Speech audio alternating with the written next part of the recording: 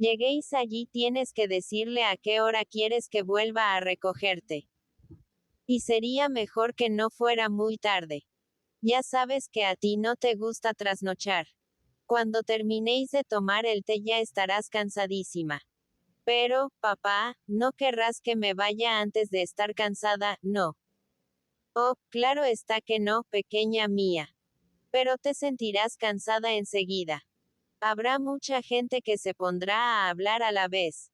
A ti no te gusta el ruido. Pero, querido amigo, exclamó el señor Weston, si Emma se va temprano se deshará toda la reunión. Pues no veo que nadie salga perjudicado porque se deshaga. Pronto dijo el señor Woodhouse. Una velada de esas cuanto antes se acabe mejor. Pero piense usted en el mal efecto que eso produciría en los Cole. El que Emma se fuese inmediatamente después del té podría parecer como una ofensa. Son gente de buen natural, y no creo que sean demasiado susceptibles. Pero a pesar de todo tienen que pensar que el que alguien se vaya con tanta prisa no es hacerles un gran cumplido. Y si fuese la señorita Woodhouse la que lo hiciera, se notaría más que cualquier otra persona de la reunión. Y estoy seguro de que usted no desea hacer un desaire y mortificar a los Cole. Siempre han sido buena gente, muy cordiales, y en estos últimos 10 años han sido vecinos suyos. No, no, señor Weston, por nada del mundo consentiría una cosa así, le estoy muy agradecido por habérmelo hecho ver. Me sabría muy mal darles un disgusto. Ya sé que son gente muy digna. Perry me ha dicho que el señor Cole nunca prueba ninguna clase de cerveza. Nadie lo diría al verle, pero padece de la bilis.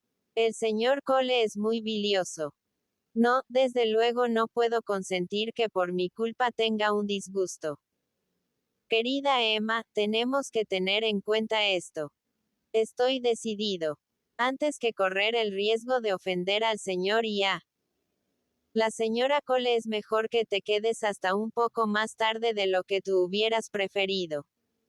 Procura que no se te note el cansancio. Ya sabes que estarás entre amigos, no tienes que preocuparte por nada. Desde luego que no, papá. Por mí no tengo ningún miedo. Y yo no tendría ningún inconveniente en quedarme hasta que se fuera la señora Weston, si no fuera por ti.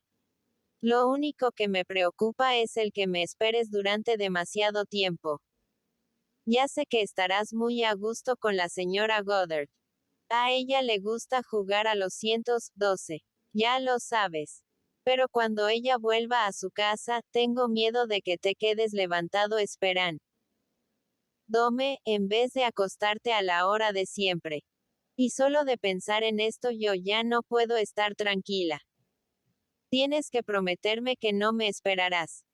Y así lo hizo, aunque poniendo como condición que ella le hiciera a su vez una serie de promesas tales como que si al regresar tenía frío no se olvidara de calentarse convenientemente. Que si tenía hambre, no dejaría de comer algo. Que su doncella se quedase esperándola. Y que Serle y el mayordomo se ocuparan de comprobar que en la casa todo estaba en orden, como de costumbre. Capítulo 26 Frank Churchill regresó. Y si hizo esperar a su padre a la hora de cenar, en Hartfield no se enteraron. La señora Weston tenía demasiado interés en que el señor Woodhouse tuviese un buen concepto del joven para revelar imperfecciones que pudieran ocultarse. Regresó con el cabello cortado, riéndose de sí mismo con mucha gracia, pero sin dar la impresión de que se avergonzase ni lo más mínimo de lo que había hecho. No veía ningún mal en querer llevar el pelo corto, ni consideraba reprochable este deseo. No concebía que hubiese podido ahorrar aquel dinero y emplearlo en algún otro fin más elevado. Se mostraba tan impertérrito y animado como de costumbre. Y después de haberle visto, Emma razonaba para sí del modo siguiente. No sé si debería ser así, pero lo cierto es que las tonterías dejan de serlo cuando las comete alguien que tiene personalidad y sin avergonzarse de ellas. La maldad siempre es maldad, pero la tontería no siempre es tontería. Depende de la personalidad de cada cual. El señor Knightley no es un joven alocado y vanidoso. Si lo fuera hubiera hecho esto de un modo muy distinto. O bien se hubiera jactado de lo que hacía o se hubiese sentido avergonzado.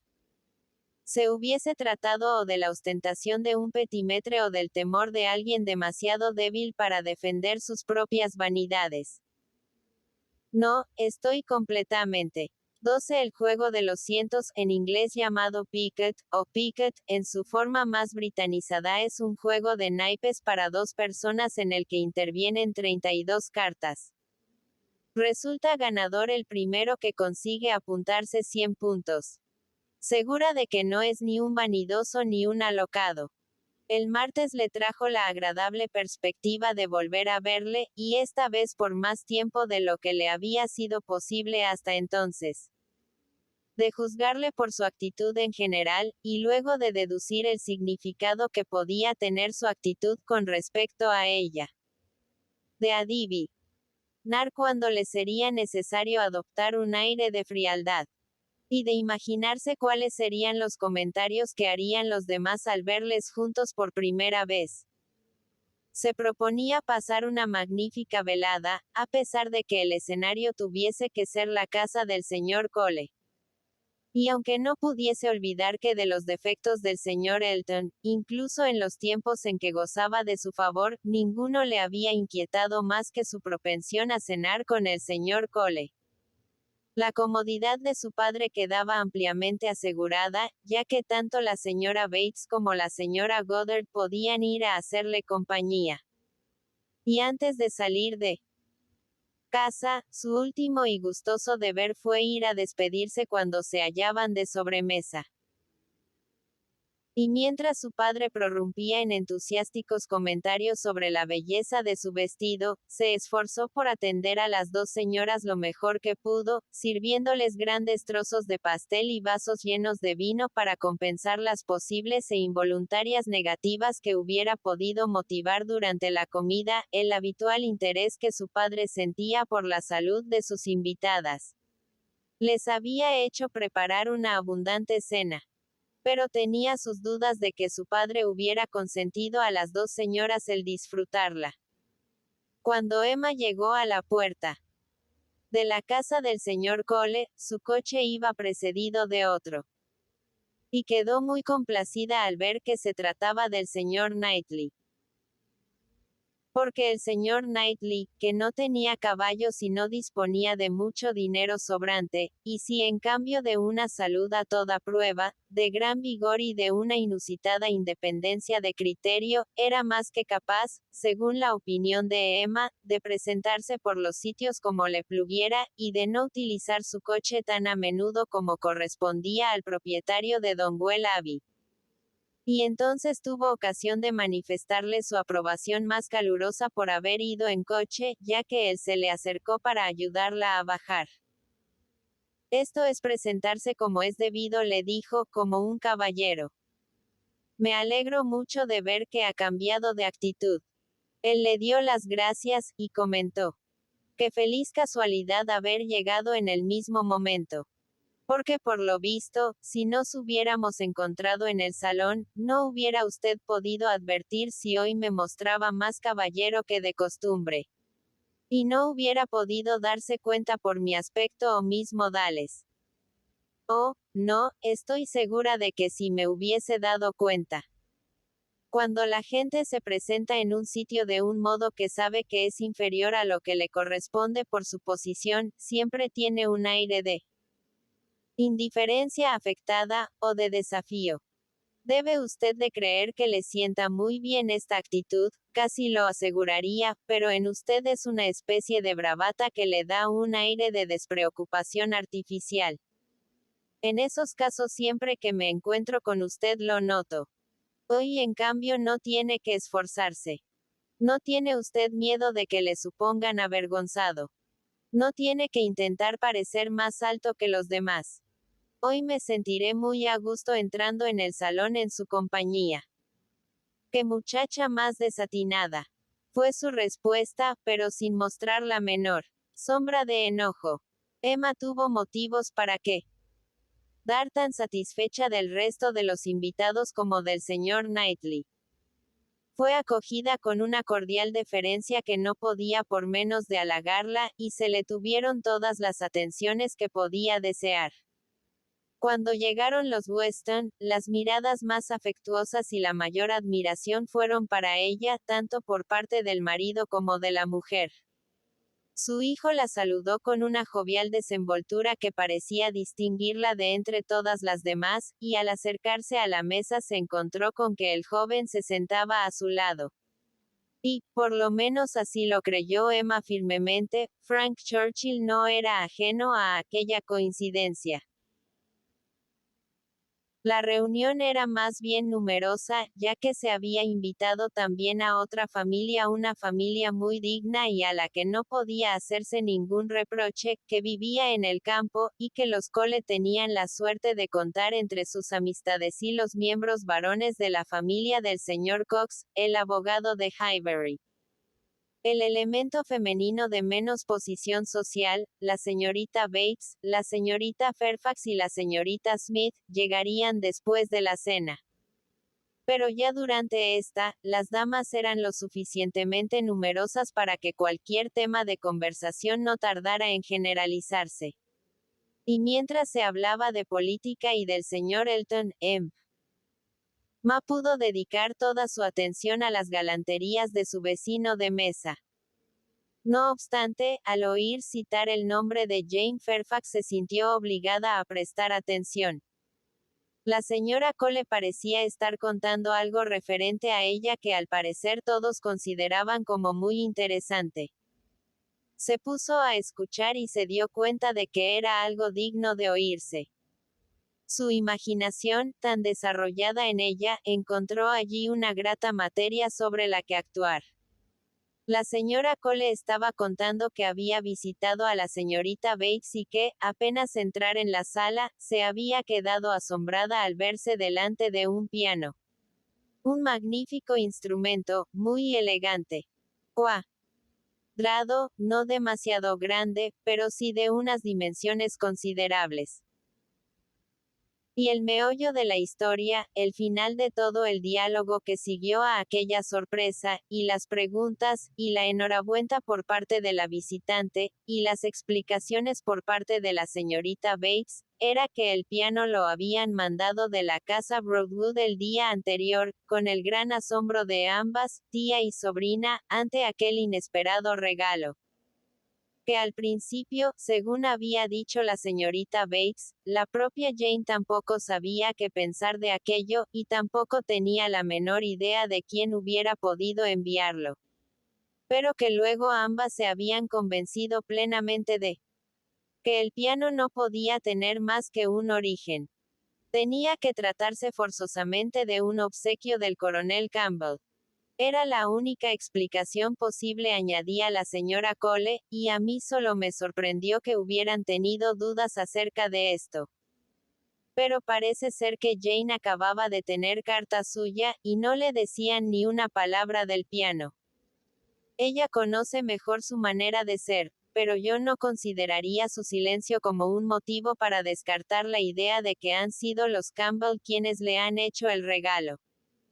Es posible que hayan querido darle una sorpresa. Todos los presentes estaban de acuerdo con la señora Cole, y al dar su opinión nadie dejó de mostrarse igualmente convencido de que el obsequio procedía del coronel Campbell, y de alegrarse de que hubiesen tenido una fineza semejante. Y como fueron muchos los que se mostraron dispuestos a comentar lo ocurrido, Emma tuvo ocasión de formarse un criterio personal, sin dejar por ello de escuchar a la señora Cole, quien seguía diciendo: les aseguro que hace tiempo que no había oído una noticia que me alegrase más. Siempre he sentido mucho que Jane Fairfax, que toca tan maravillosamente, no tuviese un piano. Me pareció una vergüenza, sobre todo teniendo en cuenta que hay tantas casas en las que hay pianos magníficos que no sirven para nada. Yo esto casi lo considero como un bofetón para nosotros, y ayer mismo le decía al señor Cole que me sentía verdaderamente avergonzada de mirar nuestro gran piano nuevo del salón y de pensar que yo no distingo una nota de otra y que nuestras hijitas, que apenas empiezan ahora a estudiar música, tal vez nunca harán nada de este piano. Y aquí está la pobre Jane Fairfax que entiende tanto en música y que no tiene nada que se parezca a un instrumento, ni siquiera la espineta más vieja y más lamentable para distraerse un poco. Ayer mismo le estaba diciendo todo eso al señor Cole, y él estaba completamente de acuerdo conmigo. Pero es tan extraordinariamente aficionado a la música que no resistió la tentación de comprarlo, confiando que alguno de nuestros buenos vecinos fuera tan amable que viniese de vez en cuando a darle un uso más adecuado del que a nosotros nos es posible darle. Y en realidad este es el motivo de que se comprara el piano. De no ser así, estoy convencida de que deberíamos avergonzarnos de tenerlo. Tenemos la esperanza de que esta noche la señorita Woodhouse accederá a tocar para nosotros. La señorita Woodhouse dio la debida conformidad. Y viendo que no iba a enterarse de nada más por las palabras de la señora Cole, se volvió a Frank Churchill. ¿Por qué sonríe? Dijo ella. Yo. ¿Y usted? Yo. Supongo que sonrío por la alegría que me da el ver que el coronel Campbell es tan rico y tan generoso. Es un regalo precioso. Lo es. Lo que me extraña es que no se lo hubiese hecho antes. Tal vez la señorita Fairfax es la primera vez que pasa aquí tanto tiempo. O que no le regalara su propio piano. Que ahora debe de estar en Londres cerrado y sin que nadie lo toque. Debe de ser un piano muy grande y debía de pensar que en casa de la señora Bates no tendrían espacio suficiente. Puede usted decir lo que quiera, pero su actitud demuestra que su opinión acerca de este asunto es muy semejante a la mía. No sé, más bien creo que me considera usted más agudo de lo que en realidad soy. Sonrío porque usted sonríe, y probablemente sospecharé siempre que usted sospeche. Pero ahora no acierto a ver claro en todo eso. Si no ha sido el coronel Campbell, ¿quién habrá podido ser? ¿No ha pensado usted en la señora Dixon? La señora Dixon. Cierto, tiene usted mucha razón. No había pensado en la señora Dixon. Ella debe de saber igual que su padre la ilusión que le haría un 13 la espineta, especie de clavicordio pequeño, uno de los antepasados del piano. Regalo así. Y tal vez el modo de hacerlo, el misterio, la sorpresa, todo ello es más propio de la mentalidad de una joven que la de un anciano. Estoy seguro de que ha sido la señora Dixon. Ya le he dicho que serían sus sospechas las que guiarían las mías. Si es así, debe usted extender sus sospechas y hacer que alcancen también al señor Dixon. El señor Dixon. Muy bien, de acuerdo. Ahora me doy cuenta de que ha tenido que ser un regalo conjunto del señor y la señora Dixon. El otro día ya sabe usted que estábamos hablando de que él era un apasionado admirador de sus dotes musicales. Sí, y lo que entonces me dijo usted acerca de este caso confirmó una suposición que yo me había hecho hacía tiempo. No dudo de las buenas intenciones del señor Dixon o de la señorita Fairfax, pero no puedo por menos de sospechar que, o bien después de haber hecho proposiciones matrimoniales a su amiga tuvo la desgracia de enamorarse de ella, o bien se dio cuenta de que Jane sentía por él algo más que afecto. Claro está que siempre es posible imaginar 20 cosas sin llegar a acertar la verdad. Pero estoy segura de que ha tenido que haber un motivo concreto para que prefiera venir a Highbury en vez de acompañar a Irlanda a los Campbell. Aquí tiene que llevar una vida de privaciones y aburrimiento. Allí todo hubieran sido placeres. En cuanto a lo de que le convenía volver a respirar el aire de su tierra natal, lo considero como una simple excusa. Si hubiera sido en verano, aún. Pero ¿qué importancia puede tener para alguien el aire de la tierra natal en los meses de enero, febrero y marzo? Una buena chimenea y un buen coche son más indicados en la mayoría de los casos de una salud delicada. Y me atrevería a decir que en el suyo también. Yo no le pido que me siga usted en todas mis sospechas, aunque sea usted tan amable como para pretenderlo. Yo solo le digo honradamente lo que pienso.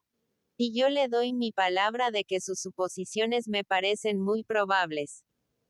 Lo que puedo asegurarle es que la preferencia que siente el señor Dixon por la manera de tocar de la señorita Fairfax es muy acentuada.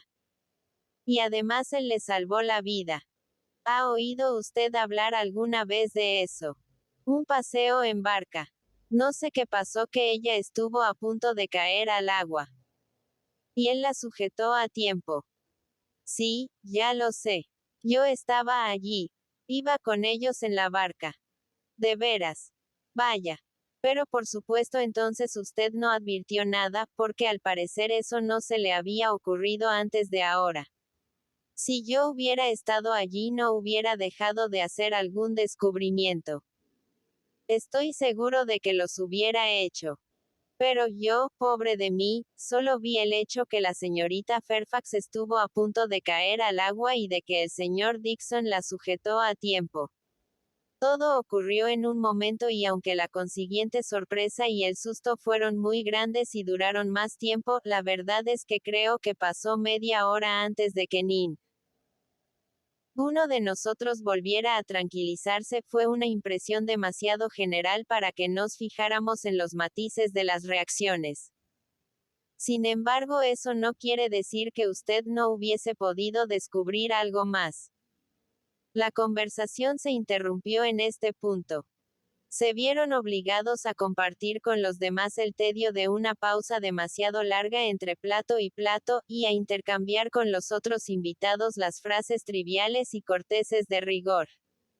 Pero cuando la mesa volvió a estar convenientemente cubierta de platos, cuando cada fuente ocupó exactamente el lugar que le correspondía y se restableció la calma y la normalidad, Emma dijo: la llegada de este piano ha sido algo decisivo para mí. Yo quería saber un poco más y esto me lo revela todo. Puede usted estar seguro, no tardaremos en oír decir que ha sido un regalo del señor y la señora Dixon. Y si los Dixon afirmaran que no saben absolutamente nada de ello, tendremos que concluir que han sido los Campbell. No, estoy segura de que no han sido los Campbell. La señorita Fairfax sabe que no han sido los Campbell, o de lo contrario lo hubiese adivinado desde el primer momento. No hubiera tenido ninguna duda si se hubiese atrevido a pensar en ellos. Tal vez no le he convencido a usted, pero yo estoy totalmente convencida de que el señor Dixon ha tenido el papel principal en este asunto. Le aseguro que me ofende usted suponiendo que no me ha convencido. Sus razonamientos han hecho cambiar totalmente mi criterio. Al principio, cuando yo suponía que estaba usted convencida de que el coronel Campbell había sido el donante, lo consideraba solo como una muestra de afecto paternal y creía que era la cosa más natural del mundo. Pero cuando usted ha mencionado a la señora Dixon me he dado cuenta de que era mucho más probable que se tratara de un tributo de cálida amistad entre mujeres. Y ahora solo puedo verlo como una prueba de amor. No hubo ocasión para ahondar más en la materia. El joven parecía verdaderamente convencido. Daba la impresión de que era sincero. Emma no insistió más y se pasó a otros temas de conversación. Y mientras terminó la cena, se sirvieron los postres, entraron los niños y fueron ellos los que atrajeron la atención de todos y motivaron las frases de ritual en esos casos. Se oían algunas frases inteligentes, muy pocas, algunas rematadamente bobas, tampoco muchas, y la gran mayoría no era ni una cosa ni otra. Nada más y nada menos que los comentarios de siempre, los tópicos anodinos. Las viejas noticias que todo el mundo sabía y las bromas de dudosa gracia. Hacía poco que las señoras se habían instalado en la sala de estar cuando llegaron las otras damas en diversos grupos. Emma prestó mucha atención a la entrada de su amiga más íntima. Y aunque su elegancia y su distinción no fueran como para entusiasmarla demasiado, no pudo por menos de admirar su lozanía, su dulzura, y la espontaneidad de sus movimientos, y de alegrarse de todo corazón de que poseyera aquel carácter superficial, alegre y poco dado al sentimentalismo que le permitían distraerse tan fácilmente en medio de las congojas de un amor contrariado. Ella allí sentada. ¿Y quién hubiera podido adivinar las incontables lágrimas que había vertido hacía tan poco tiempo? Verse rodeada de gente, llevando un vestido bonito y viendo que las demás llevaban también otros muy lindos, verse sentada en un salón sonriendo y sabiéndose atractiva, y no decir nada, era suficiente para la felicidad de aquel momento. Jane Fairfax la aventajaba en belleza y en gracia de movimientos. Pero Emma sospechaba que se hubiera cambiado muy gustosa por Harriet, que muy gustosamente hubiera aceptado la mortificación de haber amado, sí, de haber amado en vano, incluso al señor Elton, a cambio de poderse privar del peligroso placer de saberse amada por el marido de su amiga. En una reunión tan concurrida no era indispensable que Emma la abordara. No quería hablar del piano, se sentía poseedora del secreto y no le parecía honrado demostrar curiosidad o interés, y por lo tanto se mantuvo lejos de ella a propósito. Pero los demás introdujeron inmediatamente este tema de conversación, y Emma advirtió el sonrojo con el que recibía las felicitaciones, el sonrojo de culpa que acompañaba el nombre de mi excelente amigo el coronel Campbell. La señora Weston, siempre cordial y además muy aficionada a la música, se mostraba particularmente interesada por el caso, y Emma no pudo por menos de encontrar divertida su insistencia en tratar de la cuestión. Y sus innumerables preguntas y comentarios acerca del tono, del teclado y de los pedales, totalmente ajena al deseo de decir lo menos posible sobre aquello que podía leerse claramente en el agraciado rostro de la heroína de la reunión. No tardaron en unirse al grupo varios de los caballeros. Y el primero de todos fue Frank Churchill, el más apuesto de los invitados. Y tras dedicar unas frases de cortesía a la señorita Bates y a su sobrina, se dirigió directamente hacia el lado opuesto del grupo, donde estaba la señorita Woodhouse. Y no quiso sentarse hasta que no encontró sitio al lado de ella. Emma adivinaba lo que todos los presentes debían de estar pensando. Ella era el objeto de sus preferencias y todo el mundo tenía que darse cuenta. Emma le presentó a su amiga, la señorita Smith, y algo más tarde, cuando se presentó la ocasión, pudo enterarse de las opiniones respectivas que cada uno de los dos se había formado del otro. La del joven. Nunca había visto una cara tan atractiva, me encanta su ingenuidad. La de ella, que sin duda pretendía ser un gran elogio. Tiene algo que me recuerda un poco al señor Elton. Emma contuvo su indignación y se limitó a volverle la espalda en silencio. La joven y Frank Churchill cambiaron unas sonrisas de inteligencia cuando ambos divisaron a la señorita Fairfax. Pero lo más prudente era evitar todo comentario.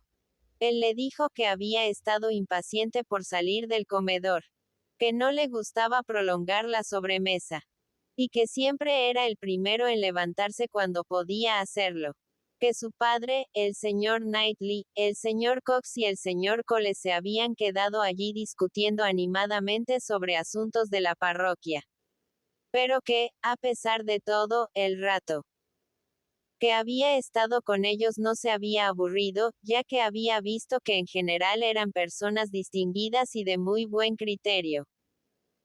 Y empezó a hacer tales elogios de Highbury, considerándolo como un lugar en el que abundaban extraordinariamente las familias de trato muy agradable, que Emma estuvo tentada de pensar que hasta entonces no había sabido apreciar debidamente el pueblo en que vivía. Ella le hizo preguntas acerca de la vida de sociedad que se llevaba en el condado de York, acerca de los vecinos que tenían en Enscombe y otras cosas por el estilo.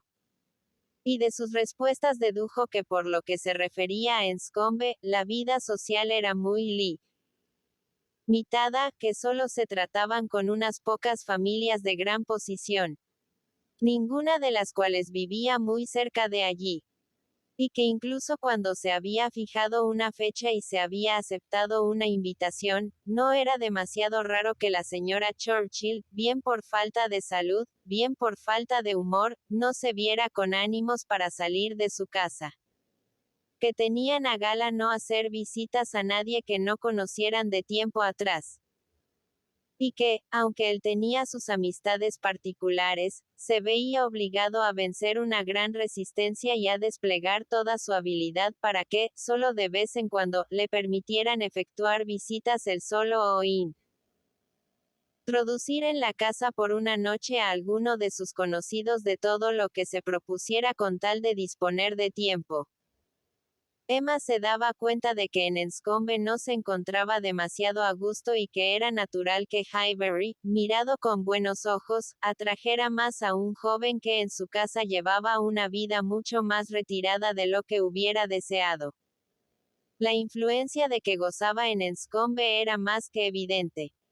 Aunque no se jactaba de ello, por sus palabras se adivinaba que en cuestiones en las que su tío nada podía hacer, él conseguía convencer a su tía, y cuando Emma se lo hizo notar sonriendo él reconoció que creía que, exceptuando una o dos cosas, podía llegar a convencer a su tía de todo lo que se propusiera con tal de disponer de tiempo.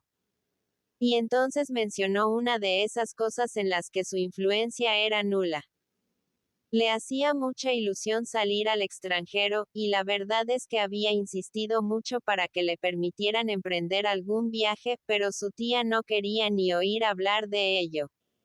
Eso había ocurrido el año anterior. Aunque añadió ahora empiezo a no desearlo tanto como antes. El otro punto en el que su tía era irreductible el joven no lo mencionó, aunque Emma adivinaba que era portarse debidamente con su padre. Acabo de hacer un desagradable descubrimiento, dijo él tras una breve pausa. Mañana hará una semana que estoy aquí. La mitad de mi tiempo disponible. Nunca creí que los días pasaran tan aprisa. Pensar que mañana hará una semana. Y apenas he empezado a disfrutar de Highbury. El tiempo justo para conocer a la señora Weston y a algunas otras personas. Me es muy penoso pensar en eso. Tal vez empiece usted ahora a lamentar haber dedicado todo un día, teniendo tan pocos, a hacerse cortar el cabello. No, dijo él sonriendo, eso no lo lamento en absoluto. No me encuentro a gusto entre mis amigos y no tengo la seguridad de que mi aspecto es irreprochable. Como el resto de los invitados había entrado ya en el salón, Emma se vio obligada a separarse de él durante unos breves minutos y a atender al señor Cole.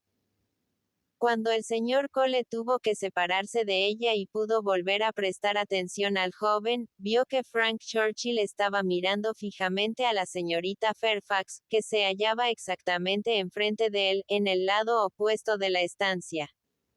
¿Ocurre algo?, le preguntó.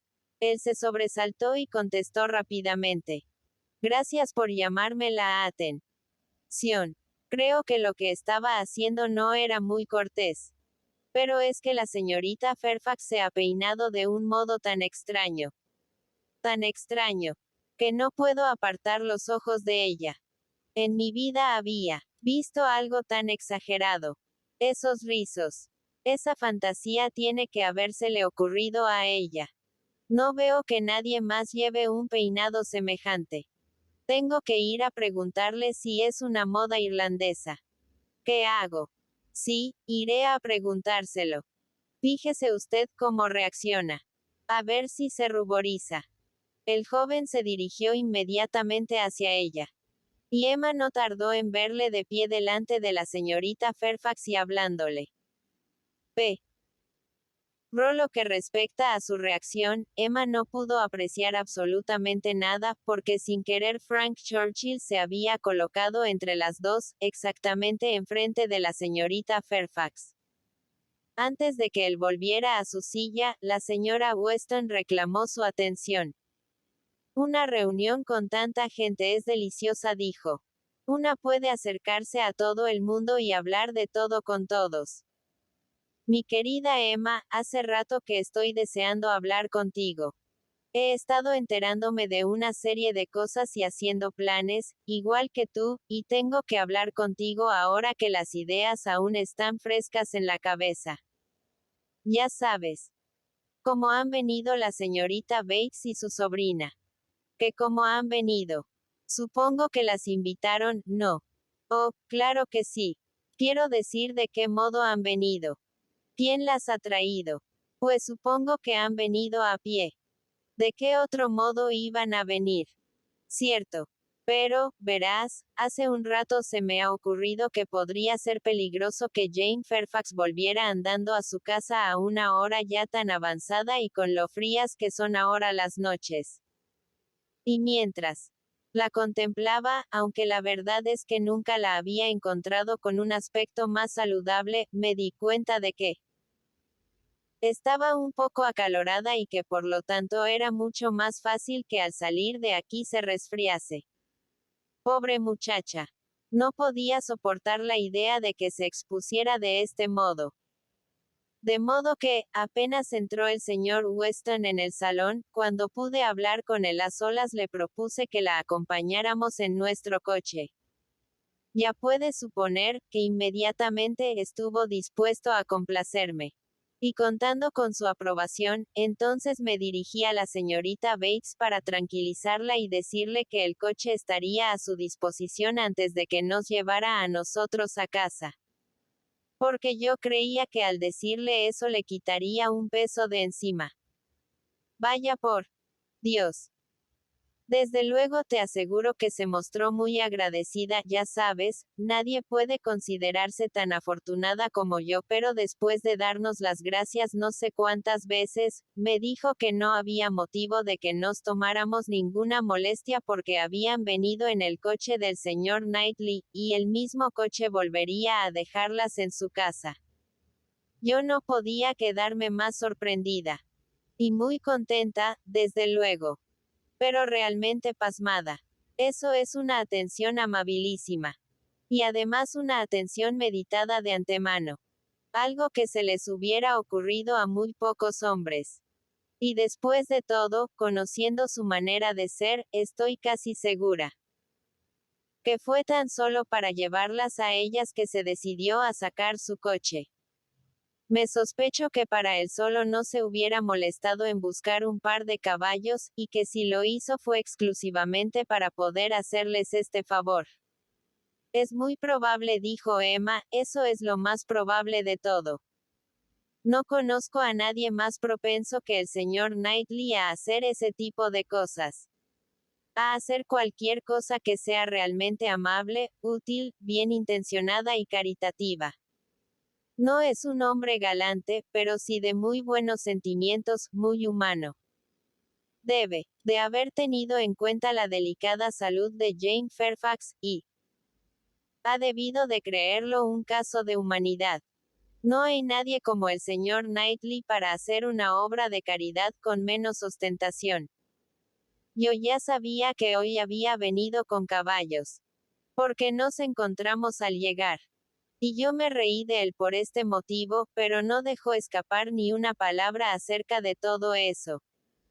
Vaya, dijo la señora Weston sonriendo.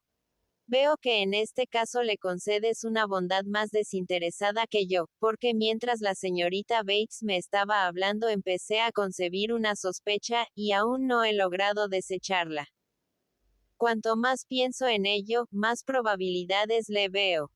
En fin, para resumir, que estoy previendo una boda entre el señor Knightley y Jane Fairfax. Ya ves las consecuencias de hacerte compañía. ¿A ti qué te parece? El señor Knightley y Jane Fairfax, exclamó Emma. Querida, ¿cómo se te ha podido ocurrir una cosa semejante? El señor Knightley. El señor Knightley no tiene que casarse. No querrás que el pequeño Henry no herede Donwell, ¿verdad? Oh, no, no, Donwell tiene que ser para Henry. De ningún modo puedo consentir que el señor Knightley se case. Y además estoy segura de que no hay la menor probabilidad de ello. Me deja pasmada que hayas podido pensar en una cosa así. Mi querida Emma, ya te he contado lo que ha hecho que se me ocurriese esta idea. Yo no tengo ningún interés por que se haga esta boda. Ni quiero perjudicar al pequeño Henry. Pero han sido las circunstancias las que me lo han sugerido. Y si el señor Knightley quisiera realmente casarse, ¿no serías tú la que le hiciera desistir de su proyecto con el argumento de Henry, un niño de 6 años que no sabe nada de todo esto? Sí que lo conseguiría. No podría soportar el que alguien suplantara a Henry. Casarse el señor Knightley. No, nunca se me había ocurrido esta idea y ahora no puedo aceptarla. Y además precisamente con Jane Fairfax. Bueno, sabes perfectamente que siempre tuvo una gran predilección por ella. Pero una boda tan inoportuna. Yo no digo que sea oportuna.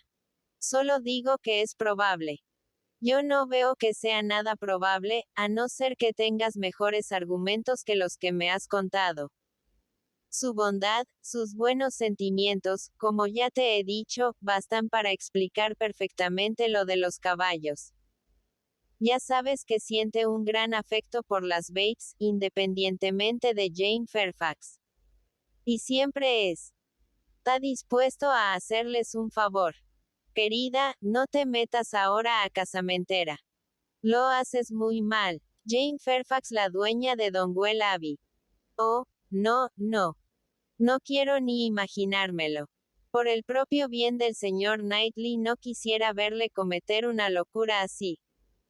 Podría ser una cosa inoportuna, pero no una locura. Exceptuando la desigualdad de fortuna y tal vez una pequeña diferencia de edades, no veo nada más que se oponga. Pero el señor Knightley no quiere casarse. Estoy segura de que jamás se le ha ocurrido esta idea. No se la metas en la cabeza. ¿Por qué se tiene que casar? Él solo es todo lo feliz que puede desear. Con su granja, sus ovejas, sus libros y toda la parroquia para manejar.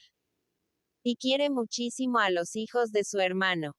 No tiene ningún motivo para casarse, no va a hacerlo ni para ocupar su tiempo ni su corazón. Mi querida Emma, mientras él piense así las cosas serán como tú dices. Pero si se enamora de veras de Jane Fairfax. ¡Qué bobada! Él no piensa lo más mínimo en Jane Fairfax. Fijarse en ella en el sentido de enamorarse, estoy segura de que no lo ha hecho. A ella o a su familia les haría toda clase de favores. Pero, verás, dijo riendo la señora Weston, tal vez el mayor favor que podría hacerle sería el de ofrecer un nombre tan respetable a Jane. Es posible que esto fuera un bien para ella, pero estoy segura que para él las consecuencias serían funestas. Sería un enlace poco digno de su posición, del que se avergonzaría. ¿Cómo iba a aceptar que la señorita Bates entrase en su familia? ¿Qué cara iba a poner cuando la viese rondando por Donwell Abbey dándole las gracias durante todo el santo día por la gran bondad que había mostrado al casarse con Jane? Es un caballero tan amable, tan atento. Claro que siempre había sido tan buen vecino. Y siempre interrumpiéndose en mitad de una frase para hablar de las faldas viejas de su madre. No, en el fondo no es que sean unas faldas tan viejas.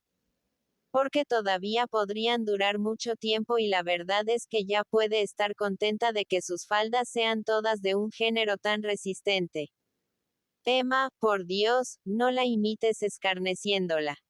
Me haces reír, aunque mi conciencia me lo reproche.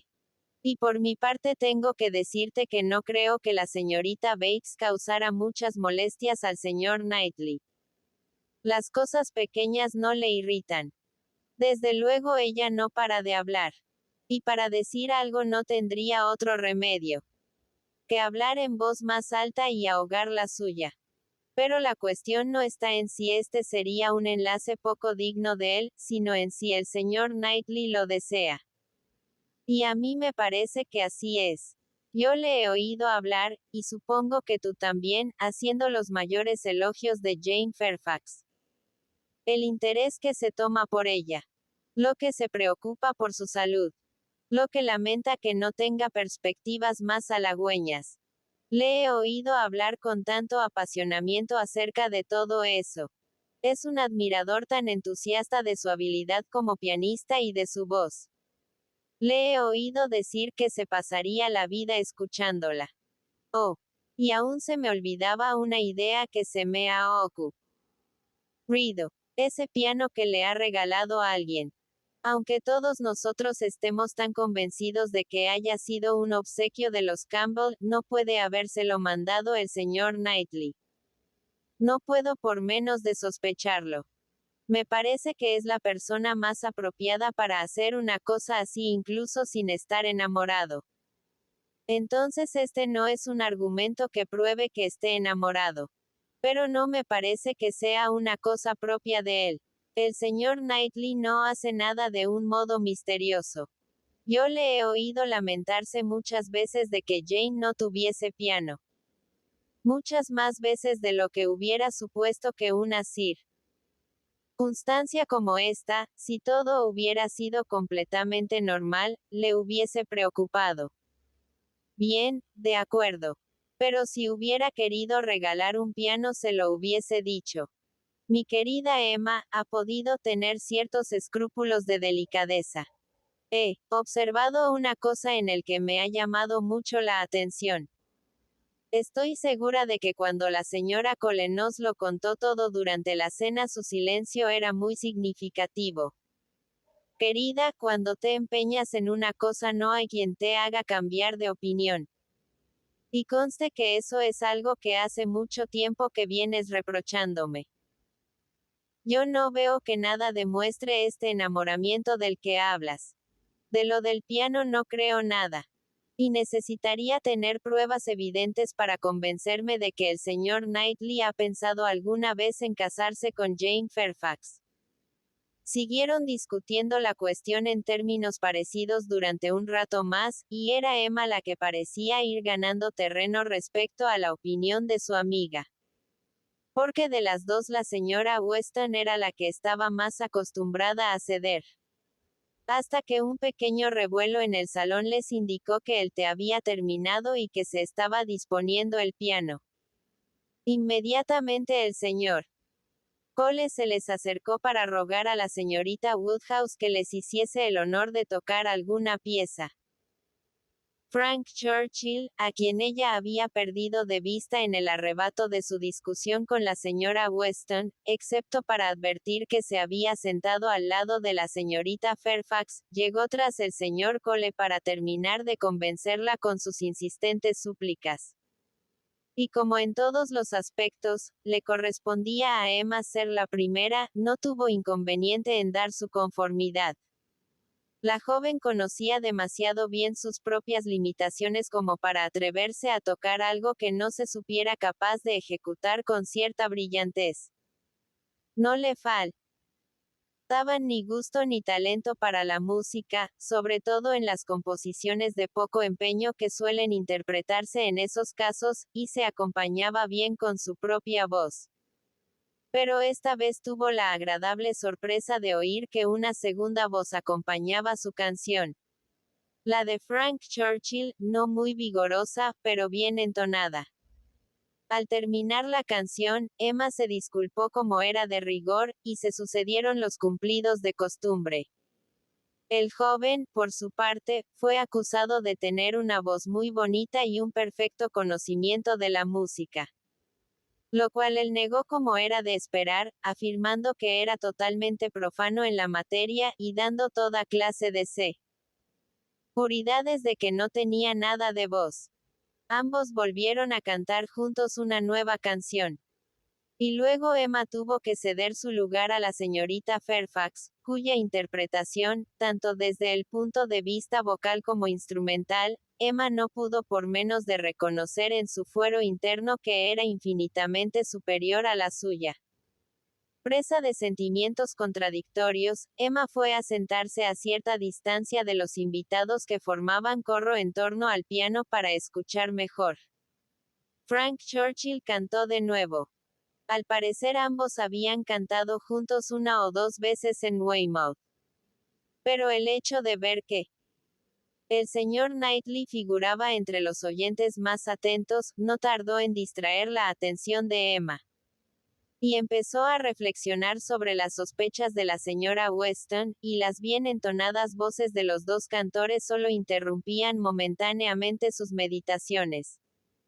Los inconvenientes que veía al matrimonio del señor Knightley seguían pareciéndole muy graves. Era algo que solo podía traer malas consecuencias. Sería una gran decepción para el señor John Knightley. Y por lo tanto también para Isabela. Algo que perjudicaría muchísimo a los niños. Un cambio que crearía una situación muy desagradable, y que significaría una gran pérdida. Da material para todos. El propio señor Woodhouse sería uno de los que más los sentirían, ya que vería sensiblemente alterado el ritmo habitual de su vida. Y en cuanto a ella, le resultaba inconcebible pensar en Jane Fairfax como en la dueña de Donwell Abbey. Una señora Knightley ante la cual todos deberían inclinarse. No, el señor Knightley no debía casarse. El pequeño Henry tenía que seguir siendo el heredero de Donwell. En aquel momento el señor Knightley volvió la cabeza, y al verla fue a sentarse al lado de la joven. Al principio solo hablaron de la música. Desde luego el entusiasmo que manifestaba por las dotes de la intérprete era considerable. Pero Emma pensó que, de no ser por las palabras de la señora Weston, ello no le hubiese sorprendido. Sin embargo, como buscando una piedra de toque, Emma sacó a relucir su amabilidad al traer a la reunión a tía y sobrina. Y aunque su respuesta fue la de alguien que preferiría cambiar de conversación, Emma consideró que ello solo indicaba que su interlocutor era muy poco aficionado a hablar de los favores que había hecho. Muchas veces dijo ella, pienso que es una lástima que nuestro coche no sea más útil a los demás en estas ocasiones. Y no es que yo no quiera. Pero ya sabe usted que es imposible que mi padre se avenga a que James se ponga al servicio de otras personas. Desde luego, no hay ni que pensarlo, replicó. Pero estoy seguro de que si pudiera usted lo haría muy a menudo. Y le sonrió como si estuviera tan satisfecho de esta convicción, que dio pie a Emma para intentar un paso más. Ese regalo que han hecho los Campbell, dijo ella, este piano, ha sido algo muy amable por su parte. Sí, replicó, sin dejar de traslucir ni la menor sombra de embarazo. Pero hubieran hecho mejor avisándola de antemano. Estas sorpresas son una tontería. La alegría que proporcionan no es mayor, y a menudo los inconvenientes suelen ser considerables. Yo creía que el coronel Campbell era un hombre de más criterio. A partir de aquel momento Emma hubiese jurado que el señor Knightley no tenía nada que ver con el regalo del piano. Pero de lo que aún tenía ciertas dudas era acerca de si no sentía ningún afecto especial por la joven. De si no tenía por ella una clara preferencia. Hacia el final de la segunda canción de Jane, su voz se hizo más grave. Basta ya, dijo él, cuando hubo terminado, como pensando en voz alta. Por esta noche ya ha cantado suficientemente. Ahora descanse. Sin embargo, enseguida le rogaron que cantara otra canción. Una más, por favor. No le fatigará mucho, señorita Fairfax. Y será la última que le pediremos. Y se oyó la voz de Frank Churchill que decía: creo que esta canción no le requerirá un gran esfuerzo. La primera voz no tiene gran importancia. Es la segunda la que lleva todo el peso. El señor Knightley se indignó. Ese individuo, dijo encolerizado, no piensa en nada más que en exhibir su voz. Esto no puede ser. Y abordando a la señorita Bates, que en aquel momento pasaba cerca de allí, le dijo: señorita Bates, ¿está usted loca? ¿Cómo deja que su sobrina siga cantando con la ronquera que ya tiene? Haga algo por impedirlo. No tienen compasión de ella. La señorita Bates, que estaba ya verdaderamente preocupada por la garganta de Jane, apenas sin tiempo para agradecer esta indicación, se dirigió hacia el grupo e impidió que su sobrina siguiera cantando. Y aquí terminó, pues, el concierto de la velada, ya que la señorita Woodhouse y la señorita Fairfax eran las únicas jóvenes presentes que sabían música. Pero muy pronto, al cabo de unos 5 minutos, alguien sin que se supiera exactamente de quién había partido la iniciativa propuso bailar, y el señor y la señora Cole acogieron la idea con tanto entusiasmo que rápidamente se empezó a desembarazar el salón de estorbos para dejar espacio libre. La señora Weston, especialista en las contradanzas, se sentó al piano, y empezó a tocar un irresistible vals. Y Frank Churchill, acercándose a Emma con un gesto irreprochablemente galante, la tomó de la mano y ambos iniciaron el baile. Mientras aguardaban que los demás jóvenes se les unieran, Emma, sin dejar de atender a los cumplidos que su pareja le dedicaba acerca de su voz y de su lento musical, tuvo ocasión de mirar a su alrededor y de fijarse en lo que hacía el señor Knightley. De la actitud que adoptase podía sacar muchas deducciones. En general no solía bailar. Si ahora se apresuraba a ofrecer su brazo a Jane Fairfax, el hecho sería muy significativo. Pero de momento no parecía decidido a tal cosa. No. Estaba hablando con la señora Cole y mostraba un aire indiferente. Alguien sacó a bailar a Jane y él siguió hablando con la señora Cole. Emma dejó de sentir miedo por el porvenir de Henry. Sus intereses estaban a salvo. Y se entregó al placer del baile con una jovial y espontánea alegría. Solo llega a formarse 5 parejas. Pero como había sido algo tan inesperado y un baile era una cosa tan poco frecuente en Highbury, el acontecimiento ilusionaba a todos, y por otra parte Emma estaba satisfecha de su acompañante. Formaban una pareja digna de ser admirada. Desgraciadamente solo pudieron permitirse 2 bailes. Se iba haciendo tarde, y la señorita Bates tenía prisa por volver a su casa, en donde le esperaba su madre. De modo que, después de varios intentos frustrados para que se les dejara empezar un nuevo baile, se vieron obligados a dar las gracias a la señora Weston y, muy a pesar suyo, dar por terminada la velada. Quizás ha sido mejor así, decía Frank Churchill, mientras acompañaba a Emma hasta su coche. De lo contrario hubiese tenido que sacar a bailar a la señorita Fairfax, y después de haberla tenido a usted por pareja no hubiese podido adaptarme a su manera lánguida de bailar. Capítulo 27. Emma no se arrepentía de la concesión que había hecho al aceptar la invitación de los Cole. Al día siguiente la velada le proporcionó multitud de gratos recuerdos. Y todo lo que hubiese podido perder de digno aislamiento lo había compensado con creces en irradiación de popularidad. Había complacido a los Cole. Personas excelentes, que también merecían que se les hiciera felices. Y había dejado tras de sí una fama que tardaría en olvidarse. Pero la felicidad perfecta, incluso en el recuerdo, es poco frecuente. Y había 2 puntos que la tenían intranquila.